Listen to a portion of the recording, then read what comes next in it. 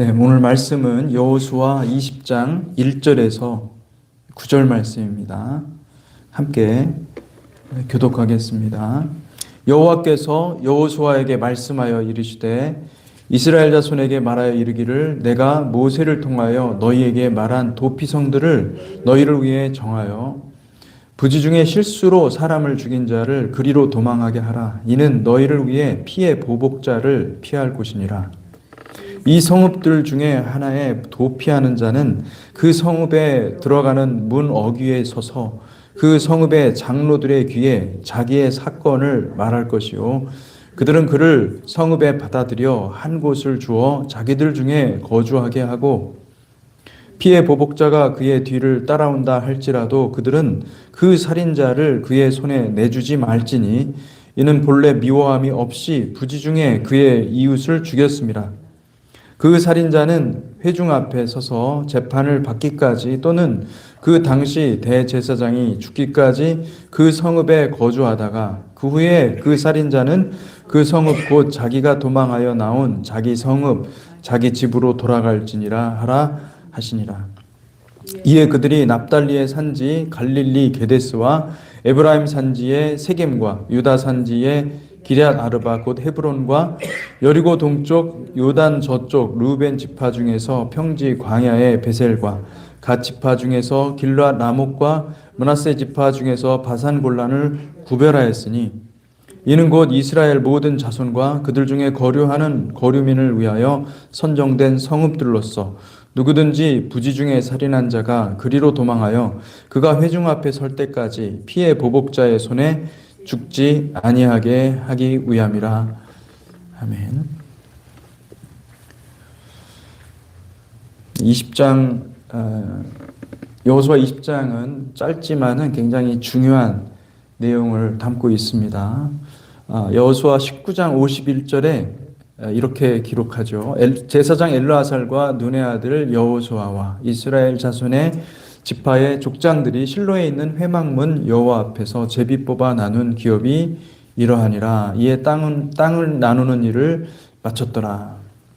여호수아가 모든 일을 마친 것을 볼 수가 있습니다. 가나안을 힘써 전쟁으로 정복했을 뿐만 아니라 그 획득한 땅들을 지파들에게 분배하였습니다. 그리고 나서 어떻게 보면 여호수아로서는 자기가 해야 될 모든 일들을 다 마쳤다 이렇게 생각할 수 있는 그런 시점이죠. 근데 그때 우리 주님께서 새로운 명령을 하시는 것을 볼 수가 있습니다. 이것은 어떻게 보면 새롭다라기보다도 모세에게 이미 강조했던 모세가 반드시 너희가 가나안 땅에 들어갈 터인데 너희가 들어가면은 이 도피성을 꼭 만들라 이렇게 도피성을 두라 정해두라 이렇게 얘기했던 부분이 있습니다. 그래서 그것을 다시 한번 말씀해 주시는 것을 볼 수가 있습니다. 민수기 35장에 보면은 이스라엘 자손이 가나안에 들어가서 가장 중요하게 해야 될 일이 몇 가지가 있는데 그중 한 가지가 도피성을 정하는 것입니다.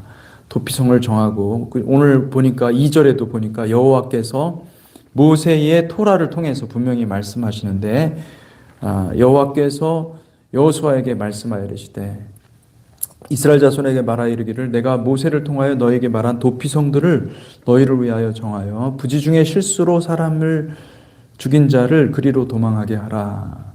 이는 너희를 위하여 피의 보복자를 피할 곳이니라. 이게 생각해 보면 굉장히 쉽지 않은 이야기를 하고 있는 것입니다. 왜냐하면은 부지 중에 실수로 사람을 죽인 자라는 표현이 나오는데 이 말의 뜻은 무엇이냐면 살해할 의도나 계획이 없고 우발적으로 사람이 죽은 것입니다. 그런데 그 상황이 마치 아무도 보는 사람이 없고 그리고 그 사람과 단둘이 있었을 때 그 사람이 죽은 거예요. 그러니 누구도 증명할 수가 없어요. 자신의 어떤 그 결백을 증명할 수 있는 방법이 없는 그런 상황. 이런 상황이 이게 쉽지가 않죠. 그런 상황이 오늘날 같은 경우는 이런 일이 종종 일어날 수 있습니다. 왜냐하면은 오늘날에는 기술 사회이기 때문에 뭐 툴만 잠깐 잘못 한눈 팔다가 손이 잘리고 팔이 잘리는 경우가 많습니다. 그렇죠. 그러니까 그렇지만은 이 고대 사회는 이런 일로 죽임을 당하는 일이 거의 없었던 것이죠. 예. 근데 왜 이런 표현을 사용하셨을까? 왜 이런 표현을 하나님께서 일부러 사용하셨을까? 저는 이 부분이 주님께서 의도가 있다고 생각합니다. 하나님께서 이런 본문, 이런 그 내용을 통해서, 이 도피성을 통해서 말씀하시고자 하는 것은 바로 우리 주님이 도피성이고, 그리고 우리가 바로 우리의 형편이, 우리의 처지가 부지중에 실수로 사람을 죽인 자의 형편과 같다는 것입니다. 영적으로 이 말씀을 살펴볼 필요가 있는 것이죠. 우리는 아담의 후손입니다. 우리는 나면서부터 사실상 우리가 죄인임을 알지 못합니다. 우리가 그 살인자의 이 가인의 후예, 가인의 후손이라는 것을 알지 못하는 거죠. 우리는 나면서부터 인간의 모든 죄가 살인과 연결되어 있고 사람을 죽이는, 그래서 결국은 우리가 메시아를 죽이는 것이죠. 결국은 하나님의 아들을 죽인 범죄자라는 거예요. 여러분, 그 사실을 우리가 깨달을 때 우리는 사실은 생각해 보면 우리가 고의가 있었습니까? 고의가 없었던 거예요. 미리 계획한 것입니까? 계획이 없었던 거죠. 내가 알았습니까? 몰랐었어요. 모르고 죄를 지은 거예요. 그러니까 주님은 우리를 얼마나 사랑하시는지, 여러분, 우리가 다 그 형편을 아는 거예요. 고의도 아니고 계획도 없었고, 그리고 나 보니까, 내가 이 세상에 나와 보니까 나는 죄인이 돼 있던 거죠. 나는 범죄자의 피를 받아서 죄를 지을 수밖에 없는, 그리고 죄 가운데 살 수밖에 없는 그런 처지가 된 거죠. 예. 여러분, 부지중에 실수로 사람을 죽인 자 아주 희귀하겠죠. 그렇지만은 그것이 오늘날 저와 여러분의 인간 존재, 인간 실존이 처한 모습이라는 것을 기억하시기를 축복합니다. 우리 주님께서 마태복음 5장에 산상설교에서 이런 말씀을 하십니다. 옛사람에게 말한 바 살인하지 말라. 누구든지 살인하면 심판을 받게 되리라 하였다는 것을 너희가 들었으나 나는 너희에게 이르노니 형제에게 노하는 자마다 심판을 받게 되고 형제를 대하여 나가라 하는 자는 공회에 잡혀가게 되고 미련한 놈이라 하는 자는 지옥불에 들어가게 되리라. 여러분, 우리 모두 사실은 지옥불에 들어가야 하는 존재인 것을 믿으시기 바랍니다. 우리는 사람을 죽이지 않았습니다. 그래서 그런 생각을 하는 거예요. 나는 살인자와 같지 않다. 나는 괜찮겠지. 나는 천국에 들어가겠지. 뭐 나는 저렇게 흉악한 그 이재명 같은 사람이 아니니까 나는 괜찮겠지. 글쎄요, 여러분 한번 생각해 보십시오. 한번 잘 생각해 보십시오. 우리는 그렇게 생각할 수 있습니다. 우리는 다른 사람들을 보이니까, 비교하니까, 쟤보다는 내가 낫다, 이렇게 생각할 수 있습니다. 근데 하나님의 관점에서 생각해 보자는 거예요. 하나님의 관점에서. 하나님은 거룩하신 분이시고, 우리를 사실은 선하게 아름답게 창조하셨는데, 우리가 범죄한 것입니다. 그 하나님이 그들을 불쌍히 여기신 것입니다. 하나님이 그들이 지금 처한 상황을 너무나 안타깝게 생각하셔서 그들에게 피할 수 있는 도피성을 줘야 되겠다. 여러분, 그 도피성이 누굽니까? 예수 그리스도이심을 믿으시기를 축복합니다. 아멘. 오늘날 세상 사람들을 보면 자기 생각과 다르다고 화를 내고 정죄하고, 자기 생각이 법이고 자기가 옳다고 생각하지요. 근데 보면 여러분 뭐 잘 아시겠지만 이 내로남불, 내가 하면 로맨스고 남이 하면 불륜이 되는, 그게 전부 다 자기들만의 그 법들이 다 있는데 그 잣대를 다른 사람들한테는 엄격하게 기준을 적용하고 자기 자신한테는 아무런 적용을 하지 않는 그런 일들을 하고 있는 게 우리의 모습인 것이죠. 여러분, 천국을 우리가 사모한다면 반드시 회개해야 될 줄로 믿습니다. 중요한 것은 우리가 하나님의 말씀 앞에 회개하고 돌이켜서 우리가 죄인임을 먼저 알아야 되는 것입니다. 그것을 깨닫는 것이 그것이 얼마나 큰 은혜인지 몰라요. 철저하게 내가 지옥에 갈 수밖에 없는, 지옥불에 떨어질 수밖에 없는 그런 존재라는 것을 내가 깊이 그러면은 여러분 회개의 문이 열리는 것입니다. 그리고 성령님의 임재가 있는 것입니다. 여러분, 그걸 통해서만이, 우리가 철저히 회개함을 통해서만이 우리가 천국에 갈 수 있다는 사실을 기억하시기를 축복합니다.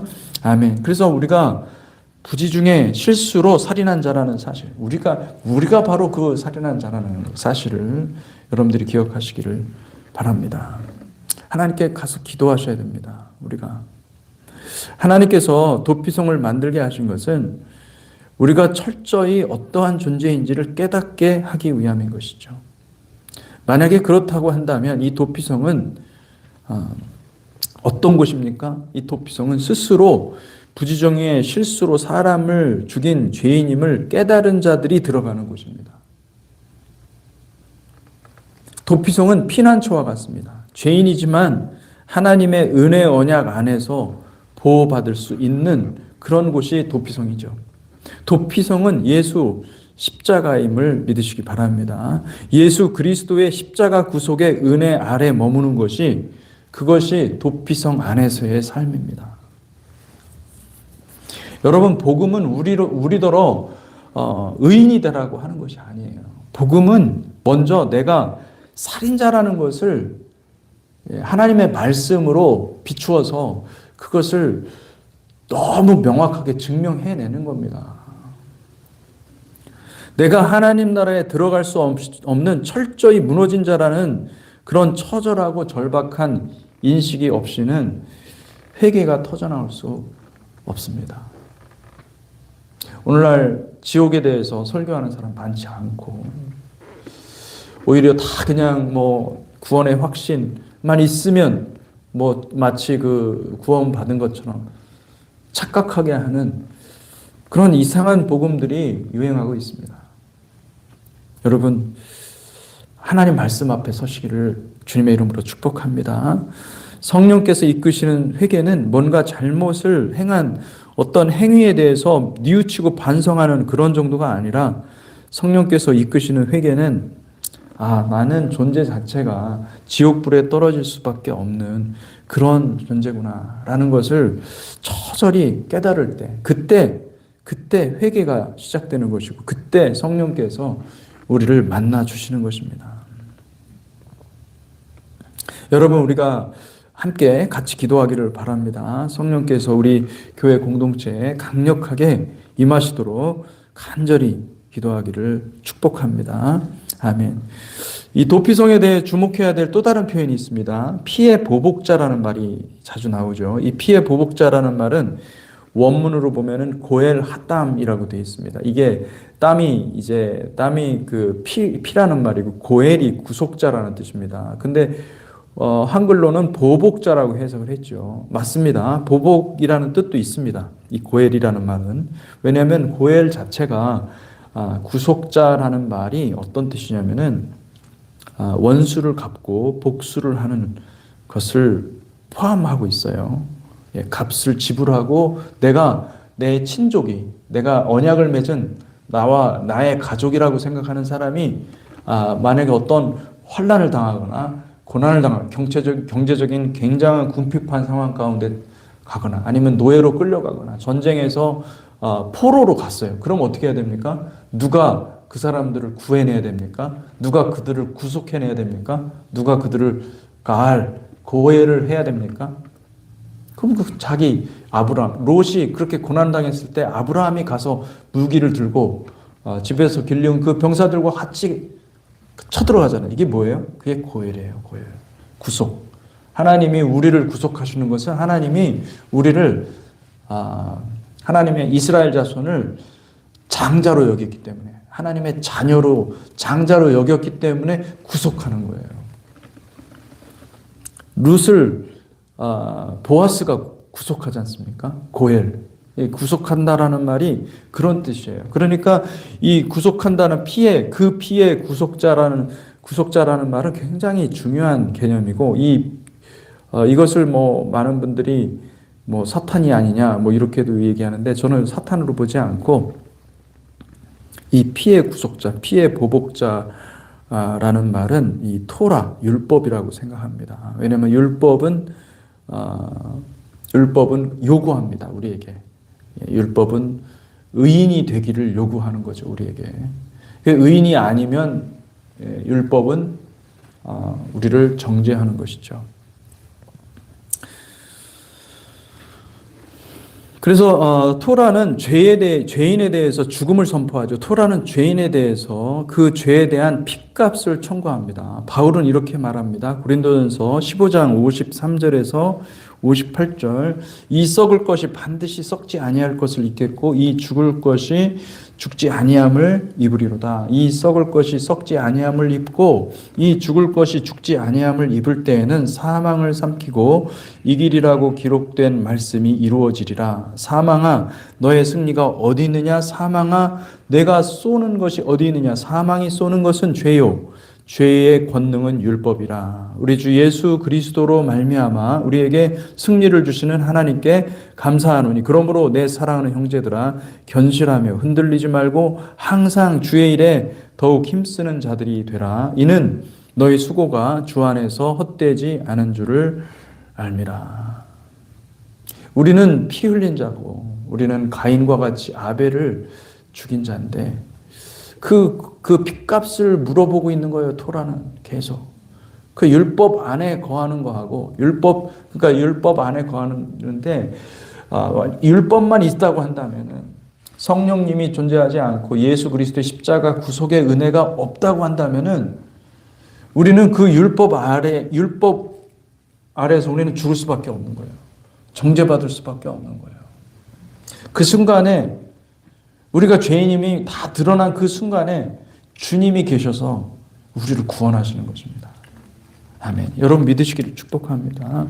율법 자체는 거룩하고 깨끗하고 하나님의 법이므로 완전 무결합니다. 그러나 우리는 죄인이에요. 우리는 율법 앞에 설 때 완전하게 설 수 있는 자가 아무도 없는 것이죠. 우리는 율법 앞에서 정죄를 받을 수밖에 없는 존재입니다. 그런데 사랑하는 성도 여러분, 우리 주님의 십자가는 도피성이심을 믿으시기 바랍니다. 주님이 도피성의 문을 활짝 열고 들어오라고 말씀하시는 거예요. 들어오고 우리에게 초청하는 거예요. 우리에게 새로운 기회를 주시는 거예요. 도피성에는 안식이 있고 평강이 있고 새로운 기회가 있는 거예요. 새로운 기회는 어떻게 해요? 이제는 죄인의 옷을 벗고 예수 그리스도의 의의 옷을 입고 살아갈 수 있는 그 놀라운 새로운 신분의 기회, 그 신분의 기회를 우리에게 주시는 것을 믿으시기 바랍니다. 우리가 이 땅에서 정말 우리가 피할 수 있는 유일한 분은 예수 그리스도 십자가, 그분입니다. 율법 앞에는 우리는 한없이 부족한 사람이고, 내가 회개한다 하지만은 오늘도 회개할 것입니다. 그렇지만은 여전히 나도 알지 못하는 사이에 범죄하고 하는 그런 일들을 수도 없이 반복하고 있는데, 여러분 하나님 앞에 나아가십시오. 예수 그리스도가 유일한 구속자임을 믿으시기를 축복합니다. 기도하겠습니다. 하나님 아버지, 우리가 주님 앞에 나아갑니다. 주님, 우리의 피의 구속자가 우리를 따라오면서 율법을 요구하고 율법대로 살라고 요구하고 율법에 맞는 의에 우리가 도달하지 못할 때 우리는 계속해서 정죄감을 받고 그러고 있을 때 주님께서 우리에게 오셔서 주님, 내 안에 거하라고 말씀하십니다. 주님 우리의 도피성이 되어주시니 감사합니다. 주님을 사랑하고 주님을 사모합니다. 우리가 어떠한 형편에 있든지 우리를 있는 모습 그대로 받으시고 우리를 깨끗하게 하시는 그 주님을 믿습니다. 다만 진실함으로 우리가 하나님 앞에 우리의 죄를 낱낱이 고하는 거룩한 시간이 되게 하여 주시옵소서. 하나님께서 함께 하심을 감사드리며 예수 그리스도 이름으로 기도하였습니다. 아멘.